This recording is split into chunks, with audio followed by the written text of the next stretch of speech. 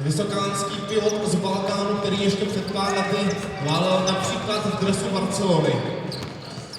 O kvalitě našeho dnešního soupeře svědčí i několik údajů z letošní sezony. Jenisej Krasnojar se aktuálně nachází v rámci naší skupiny na 5. místě s kladnou bilancí 7 výher a 5 porážek. Zároveň jeho bilance není špatná. Ani co se týká minulých sezón, Jenisej je tým, který se pravidelně účastní VTB ligy a v letošním roce má na svém kontě už několik vynikajících výsledků. Tím, který nahání největší hrůzu, je výhra na Olbovce Lokomotivu Kumáň, to znamená euroligového mužstva, úplných 23 bodů poměrem 109-86. Na tohle slavné vítězství Jeniseje došlo před necelým měsícem, takže se jedná o poměrně častý výsledek.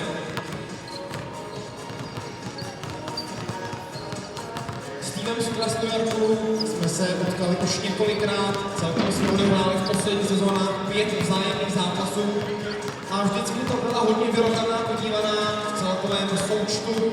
Je bilance chladnější pro nás, vyhráli jsme 3 zápasy, 2 jsme ztratili. Ovšem o tom, jak vyrovnané jsou oba dva celky v posledních letech, svědčí celkové skóre z těchto 5 vzájemných zápasů. Nymburk prohrává v rámci tohoto celkového skóre 362-365, to znamená o pouhé 3 bodíky. Když už jsem hovořil o postu Peroličovi, tak ještě mohu zmínit další výrazná jména v týmu modrobílém. Mezi ně patří například Anthony Fisher, Elmedin Kikanovič, Vasilij Zavorujev nebo také Christian Burns. To vše se odehrává pod známou a neochvějnou taktovkou kouče Stevena Karadžiče.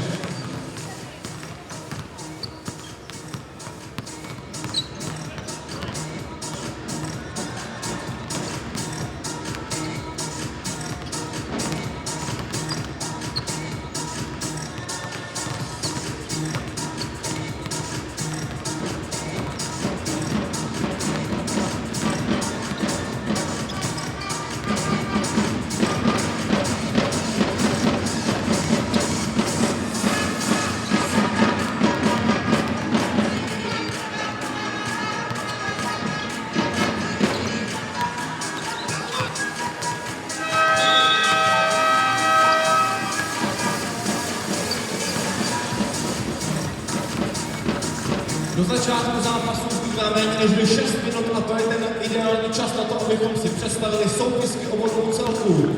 Ladies and gentlemen, please welcome the basketball club of Jenisej Krasnojarsk and let me introduce the whole team and the roster for today's game.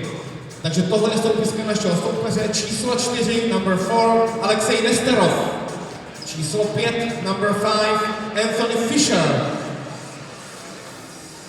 Číslo 10, number 10, Georgij Lačev. Číslo 11, number 11, Elmedin Kikanovič. Číslo 12, number 12, Gregory Renfo. Číslo 13, number 13, Vasilij Zavorujev. Číslo 14, number 14, Kosta Perovič. Číslo 23, number 23, Christian Burns. Číslo 24, number 24, Alexander Pavlov.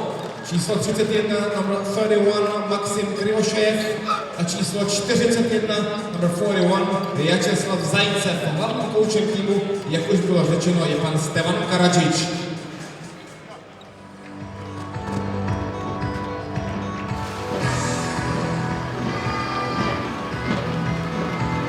Teď už domácí tým ČEZ Basketbal Nymburk.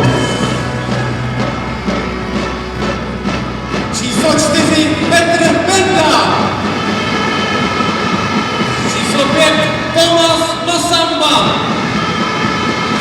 Číslo 6, Lado Iljesky.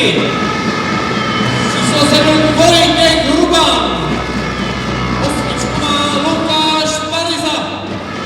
Číslo 10, Pavel Houška. Číslo 11, Šestr Fred Simon.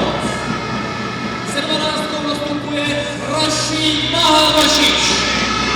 Číslo 13, Příjemné nedělní odpoledne. Vítáme vás u basketbalu.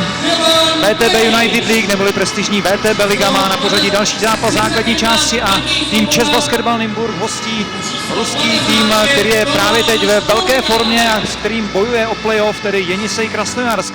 Základní část tohoto ročníku VTB ligy má už za sebou plné 2/3, dokonce chybí už jenom 6 zápasů, včetně tohoto a začínají vrcholit boje o playoff.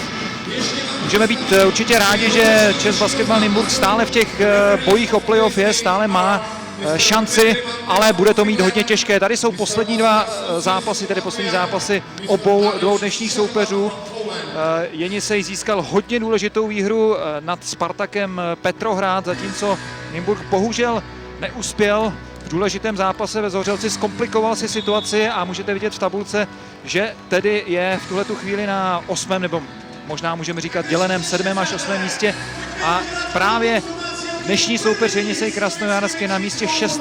zaujímá tu poslední postupovou pozici do playoff a má o 2 výhry víc, takže takhle krátce před koncem to bude hodně těžké. Dnes je to proti téhleté sestavě týmu Jenisej Krasnojarsk zkrátka naprostá povinnost vyhrát. Mluvíme o tom s Petrem Burdou zápas to zápas, že každé utkání je důležité, ale dnes je to prostě buď a nebo. Dnes pokud výběr Stevana Karadžiče Nymburk neporazí, tak jeho šance na playoff je už matematická pouze a velice limitně se blížící nule. I pokud vyhraje a dostane jaksi ve svůj prospěch sestava týmu ČEZ Basketbal Nymburk, kterou teď sledujeme, Jenisej Krasnojarsk v těch vzájemných zápasech, protože venku prohráli hráči Kestituse Kemzody pouze o bod, to je samozřejmě trochu výhoda, když už ta porážka byla, takže byla aspoň takhle těsná. Čili když dnes vyhraje tým Nymburku aspoň o 2 body, tak má lepší vzájemné zápasy, nicméně stále bude ztrácet 1 výhru na soupeře a ve zbývajících 5 utkáních bude muset získat o 1 výhru víc než dnešní soupeř. A to nebude vůbec lehké, protože Krasnojarsk skutečně hraje v posledních týdnech od začátku prosince, tady je trojice rozhodčích, od začátku prosince hraje Krasnojarsk ve velké formě, vyhrál 5 ze 6 zápasů ve VTB lize, jediný prohrál a to se suverénem skupiny A z Kazaní o pouhé 2 body, takže ten tým je teď rozjetý a vyhrát, i když vezmeme v úvahu dnešní tedy potenciální výhru, vyhrát o 1 zápas více ve zbývajícím jaksi úseku sezóny bude hodně těžké. Tady je základní 5, ve které nechybí Anthony Corey Fisher, to je největší hvězda týmu americká posila, hráč, který je mezi elitními střelci VTB ligy, průměr 17 bodů na utkání, ale není to určitě zdaleka jediný hráč, na kterého si musí tým ČEZ Basketbal Nymburk dát pozor, protože tým Krasnojarsku je velmi útočný. ČEZ Basketbal Nymburk má dnes 1 velkou ztrátu, 1 velkou absenci, už i z té základní 5 jste to mohli poznat, dnes nenastoupí Jiří Velš, protože si zranil koleno před zhruba týdnem nebo 10 dny v zápase Eurocupu. Naštěstí to není tak vážné, jak to možná v začátku vypadalo. Dnes už se tady před zápasem tady v Praze v Tipsport aréně rozcvičoval, hodinu běhal. Vypadá to, že je v pořádku na to, aby začal s tréninkem od zítřka, ale samozřejmě v dnešním zápase se bude muset tým obejít bez něj a to je pochopitelně dost velká ztráta. Věřme, že i tak Nymburk zabojuje o svoji šanci na playoff, protože tak to musíme brát. Dnes je to skutečně utkání, ve kterém musí zabojovat o šanci na playoff. Pokud by dnes nevyhrál, tak je s šancemi na playoff v letošní sezóně v podstatě konec. Tady je nejlepší střelec týmu Radorančík, dnes znovu pouze z lavičky jako náhradník. Co ty, Petře, na to říkáš, že Radorančík docela často nastupuje pouze jako náhradník a tady je samozřejmě Jiří Velš, jak vidíte, v podstatě teď už v civilu. Přeci jenom k tomu Radu Rančíkovi někdy se to může povést, že potom z lavičky v té druhé vlně má větší klid chytnout se při těch střelách, protože na začátku je vždycky ten zápas hodně vyhrocený, takže to může být samozřejmě výhoda, ale myslím si, že Rado je velký bojovník a že rád nastupuje od začátku, takže uvidíme, jak se toho dneska zhostí a zdali bude mít dobrý zápas. Domácí bílý dresech Nymburk vyhrál úvodní rozskok proti Kikanovičovi a Mahalbašič výborně rozskočil, jenže neměl komu přihrát, dostal se do pohybu a teď už musel Dylan Page jak se říká, hasit požár, protože Renfro šel rychle do protiútoku a zavánělo to nějakým snadným košem, což hned na úvod pochopitelně by nebylo úplně dobré. Dylan Page mimochodem má zraněný kotník ze včerejška, nepříjemně si ho zvrtnul. Možná si ani nečekali, že nastoupí do základní pětky. Bylo to takzvaný game time decision, byly rozhodnutí před zápasem a nakonec při tom rozcvičování Dylan Page vypadal dobře. Na druhé straně Christian Burns teď skoroval hezky přes hlavu. To, co se nepovedlo na druhé straně Mahal Bašičovi, tak Burns začal dobře pro Jenisej. Chester Simons, Vlado Ilevský, Rašid Mahalbašič, Vojtěch Hruban, Dylan Page, to tedy ještě raději zrekapitulujeme. Základní pětku domácí a Dylan Page právě skóruje. Ono samozřejmě, jak jsme mluvili o tom, že Radorančík je znovu jenom na lavičce v úvodu zápasu, tak pokud má hráč nějaké takové zranění, jak má Dylan Page a rozhýbe ten kotník, tak je samozřejmě nepříjemné si s tím zase sednout na lavičku a nechat to stuhnout. To mohlo možná i hrát roli v rozhodování Kęstuse Kemzury, i když je to jenom spekulace. Ono je důležité, aby doopravdy byl rozhýbaný. Naštěstí Nymburk má vedle lavičky stacionární kolo, takže teď zrovna se tam udržuje v provozní teplotě Radorančík a myslím si, že i Dylan Page potom, když usedne na tu lavičku, tak bude stále zahřátý, protože to je opravdu důležité, aby nevypadl z té provozní teploty, protože doopravdy to stuhnutí toho kotníku potom může být problematické. Se vyhazuje z autu, odehráno něco málo přes minutu. 2-2. Je úplně ideální přehrávka, kterou posílal Aleksandr Pavlov. Už se k němu dostal zpátky a rozhodčí ho teď trochu vysvobodili v těžké pozici získání faulu. Ale nebylo to posouzeno jako faul při střelbě, i když Pavlov teď reklamoval, že by chtěl by šestky k dispozici. Tam možná došlo ke kontaktu předtím, než střílel. To možná rozhodčí posoudili jako osobní chyba Chestera Simonse. A tady opět Burns. A znova to bylo do vymezeného území přes hlavu pravou rukou, takže to vypadá jako jeho oblíbená střela. Na druhé straně se ale prosadil pod košem Rašid Mahalbašič, takže je znovu srovnáno. Renfro. Ilevský je těsně u něj, ale musel přece jenom Mahalbašič jít vypomoct a to hned strestal rozehrávač hostů. Přesnou přihrávku na Kikanoviče a ten už tentokrát půjde střídat šestky, protože to byl samozřejmě jasně faul při střeleckém pokusu. Tady vidíte, že už musel Mahalbašič vypomoc, musel přistoupit, protože Renfro je velmi rychlý, dostal se jenom do dobré pozice, kousek před svého obránce Vlada Ilevského. Tam trošičku možná chybělo odstoupení ze slabé strany. Myslím si, že se tam zapomněl Dylan Page, který mohl vypomoct a potom Vlado Ilevský tam byl o klub později.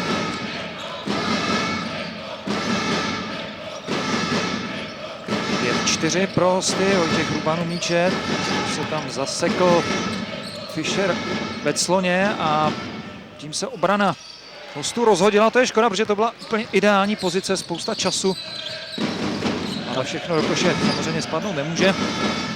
Opět Burns z amerických posil, trojice Američanů v základní pětce ruského týmu, tak jako je to v podstatě běžné v těchto silných týmech VTB ligy a vůbec ruské ligy. Je pravda, že tato silná trojice má vysoké bodové průměry. Když mluvíme o Corey Fisherovi, je to 17 bodů na zápas, Renfro má něco ke 14 bodů na zápas a Christian Burns má něco okolo 15 bodů na zápas, takže to opravdu jsou skorující mašiny. Skvěle, teď Burns vyhoupl nad obroučku a smázl míč zcela v souladu s pravidly dolů.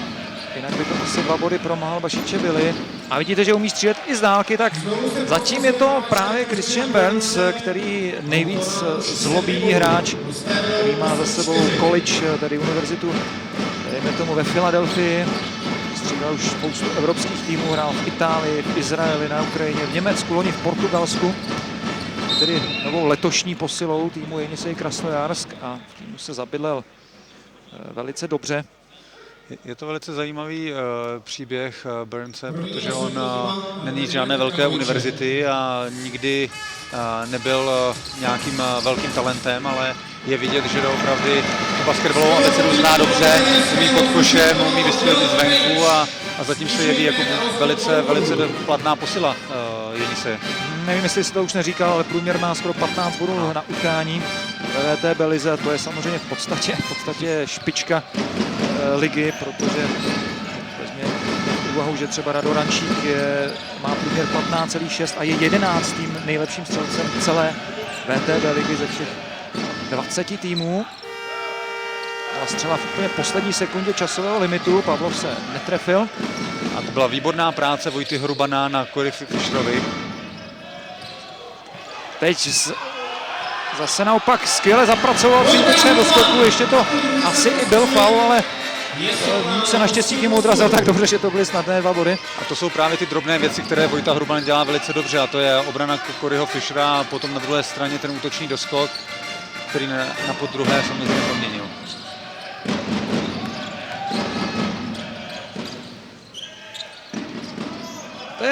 To jsou 2 body Kikanoviče, ale samozřejmě, že hlavní zásluhu na tom koši má opět Christian Burns, který si lehce zraněného Dylana Page zatím docela školí.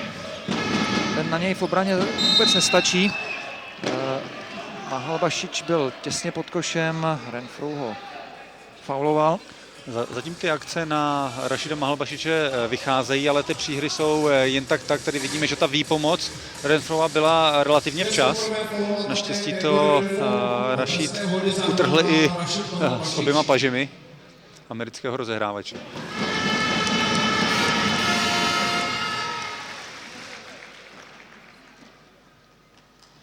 Začátek zápasu je v celku útočný. Dá se čekat, že dnes uvidíme spíše hodně bodů, protože, jak jsem říkal, tým Jenisej Krasnojarsk patří vůbec nejlepším týmům v ofenzívě v celé VTB lize. Má 3. nejvyšší průměr z 20 týmů, 86 na zápas. Nymburk má taky skoro 80 bodů na utkání, v posledních 2 domácích zápasech ohrožoval 100. Takže dnes se asi dá očekávat spíše útočné pojetí a o tomu víceméně odpovídá. Je to rozjeto a přes 20 bodů každopádně na obou stranách na čtvrtinu. Samozřejmě to je důležité, kdo lépe ubrání oba 2 týmy. Který tým bude na tom lépe. Tady bylo velice dobré nahození Vojty Hrubana nebo zakončení a Rašid Mahalbašič dokázal dopíchnout ten míč do koše. Vidíme, komu vůbec bude připsán ten koš, protože to by určitě byl koš i tak, i kdyby Mahalbašič nejistil. Tím Hruban odvádí opravdu dobrou práci na Fischerovi, úplně odřízl, ještě by potřebovali domácí trošku přibrzdit Burnse, který si bere Page daleko od koše, je velmi pohyblivý a Page s zraněným kotníkem má problémy ho stíhat. To byl pokus z nouze, ale míč se odrazil bohužel hodně daleko. To se asi nedá brát jako nějaká zásadní chyba, protože míč se skutečně odrazil až na čáru trestného hodu. To se těžko dělá, nějaký box out a bere se na záda. Ale stále tam v tom obranném snažení něco chybí u hráčů Nymburka.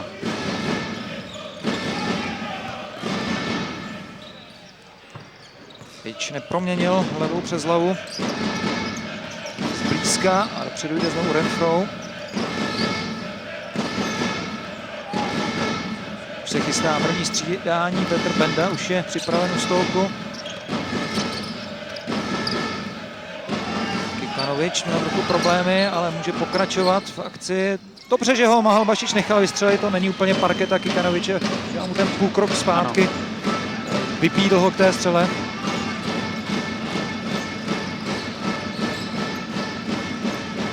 Právě viděl, že při rozcvičování Kikanovič z této pozice dával. Teď Dylan Page naštěstí za 3 body, takže se chytl. Ale byla to dobrá obrana na druhé straně, přece jenom ta střela nebyla jistá. První trojka domácího týmu v zápase a Nymburk vede 15-14. 3 minuty přesně do konce první čtvrtiny. Pavlov na Fischera, ten se tentokrát dokázal trošku zbavit Vojty Hrubana. Viděli jste, jak moc si hledí domácí tým právě tohoto hráče, protože Mahal Bašič okamžitě vyrazil na pomoc, ale samozřejmě se tam pak trochu otevřel prostor pod košem. Je zajímavá ta historie Coryho Fischera, on hrál na univerzitě Villanova společně se Scottym Reynoldsem, kdy se dostali do Final Four univerzitní soutěže a Scotty Reynolds samozřejmě prvních několik zápasů této sezóny absolvoval v Nymburce, takže jsou to velcí kamarádi a spoluhráči. A právě Cory Fischer je jeden velký skórer. Dokonce v zápase na newyorských hřištích drží rekord 105 bodů v jednom zápase. Je v té historické tabulce, kterou můžete najít třeba na Wikipedii a tak dále, protože přece jenom 100 bodů v zápase, ať už je to jakákoliv utkání, na jakékoliv úrovni, v jakékoliv lize, tak je něco zcela mimořádného. Při tom utkání proměnil 23 z 28 tříbodový střel, takže to zřejmě bude dobrý střelec. Zatím ho k ničemu nepustil, ale je jasné, že takovýhle střelec s tak obrovským sebevědomím může spustit kdykoliv. Teď se mu podařilo uvolnit, Vojta Hruban se tam zadrhl, ale naštěstí ta střela nebyla přesná, ale zatím má potíže Nymburk na doskoku, což není nějak překvapivé, protože Nymburk bohužel po celý průběh VTB ligy je dá se říct, úplně nejhorším. V překladu by to bylo mrtvě poslední v doskocích celé VTB lize až na 20. místě. Je fakt, že celkově ani Krasnojarsk na tom není v doskakování zrovna dobře. Je v doskakování vlastně předposlední v těch celkových doskocích, ale pokud je čistě o útočné doskoky, tak tam je 5. z 20 týmů ligy a je to vidět, že hráči chodí velice agresivně za doskoky. Tady jsme tím mohli vidět, byl to útočný faul Kikanoviče, který držel Petra Bendu za ruku, to bylo úplně jasné, zřejmé. Benda to ukazoval rozhodčímu, prodal to dobře. No, bylo to vidět už od začátku toho útoku, jak ji tam drží. Simon se netrefil. Stejně jako si domácí hledí Fischera, tak obrana hostů si hlídá Simonce, zatím ho taky v podstatě nepustila k ničemu. Vlastně tak a pro Nymburk je důležité, aby Chester Simons se dostal do provozní teploty a začal proměňovat svoje střely. Dobře to udělal Berns, ale Pavlovovi vylétl míč z ruky, Vojta Hruban jde do protiútoku. Skvěle! Hezké zakončení Vojty Hrubana. Přerušená hra, takže to využije kouč Kemzura, aby stál za hřiště lehce zraněného Dylana Page a poprvé poslal na palubovku Rada Rančíka. Ještě jednou si můžete vychutnat zakončení skvělého atleta, skvělého skokana Vojtěcha Hrubana. V té doskokové fázi vypadal Vojta Hruban trošku jako Spider-Man. Přesně tak, za poslední 4 minuty povolili domácí hostům jenom 2 body. Přitlačili v obraně a i hosté upřímně řečeno začali trošku chybovat. Teď bohužel ale Vojta Hruban má druhou osobní chybu a bude střídat. Trošku si tam sáhl rukou, nedokázal ten crossover dribbling. Teď jste viděli, jak byl trošku frustrovaný, ale kouč Kemzura ho pozbuzoval, bylo to vidět, že sice mu může vytýkat tuhle konkrétní situaci, ale jinak odvedl Vojta Hruban skvělou práci v prvních 9 minutách a má velký podíl na tom, že Nymburk těsně vede. Fischer snížil na 16-17, ale zatím jsou to jeho první 2 body. Ještě se ze hry vůbec netrefil. Hráč s průměrem 17 bodů na utkání. Ilijevský je zpátky na palubovce. Petr Benda skvěle využil výškové převahy. Renfrow se už ani nesnažil ho bránit, že věděl, že to je ideální pozice pro Bendu. To byla nesmírná zkušenost ze zakročení Petra Bendy a výborná přihrávka Vlada Ilijevského. Renfrow už šetří čas. Už se blíží úplný konec čtvrtiny.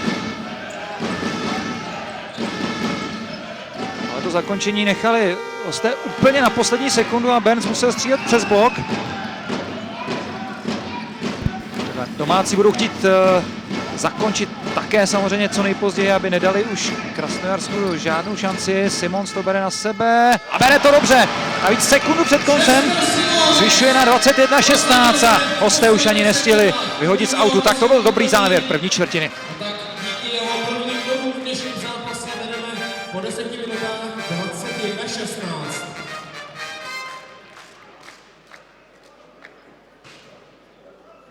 Jak fandějí muži!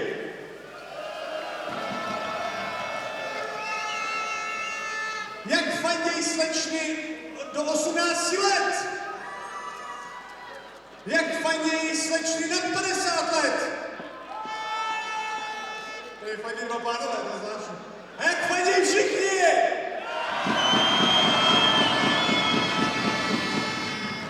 Bim, buď!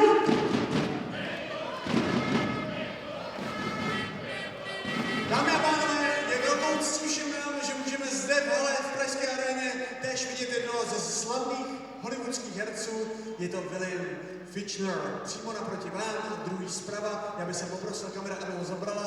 Jestli chcete připomenout, kde všude participoval, tak určitě ho budete dobře znát z filmu jako je Pearl Harbor, Black Hawk Down nebo film Armageddon. Pro rok 2014 se stal součástí týmu, který připravuje film Teenage Mutant Ninja Turtles, který můžete se těšit to nejnovější a dnes si udělal čas právě pro tento zápas. Díky moc!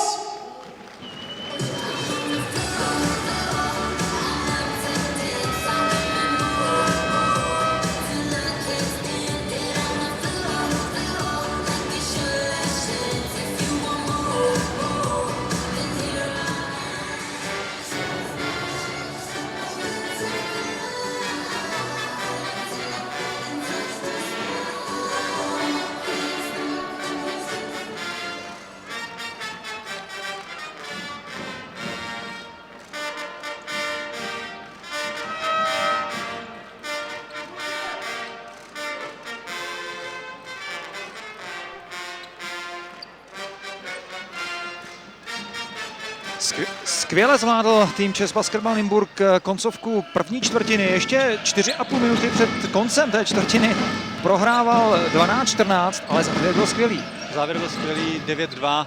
Teď bohužel trojka Burnse z šatny, nebo na začátku druhé čtvrtiny, ale ten závěr doopravdy Nymburk hrál skvěle a potřeboval v tom pokračovat. Především ta obrana byla velice dobrá. Jenom 16 bodů nakonec nastřílel jeden z nejútočnějších týmů VTB ligy za první čtvrtinu, takže věřme, že v tom Nymburk dokáže pokračovat. Každopádně teď Tomas Masamba opět zvýšil na rozdíl 4 bodů 23-19. Na hřišti je také Vlado Iljevsky, takže teď oba střední rozehrávači domácího týmu. Poprvé Lukáš Paliza s 8, teď brání Pavlova a nakonec ho bránil dobře.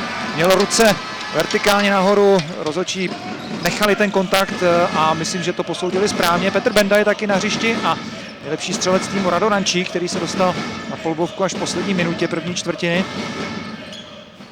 To je škoda, byla to těžká střela levou rukou, ale chybělo málo, bylo to in and out, dovnitř a ven. Samozřejmě Nymburk bude muset trošičku točit tou sestavou, protože Jirka Veleš dneska chybí, takže teď vidíme dva rozehrávače, Tomase Masambu a Vlada Iljevského, kteří hrají spolu.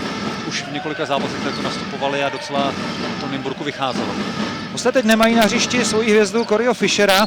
Místo něj je s 41 na palubovce Vyacheslav Zajcev poprvé, jinak jsou tam 4 hráči, které už známe. Kikanovič, který teď skoroval, je tam stále Burns, je tam Renfro s 12 a samozřejmě také Pavlov se 24. Ještě stihl Renfro zachytit míč mezi čarami, takže šance pro hosty vyrovnat.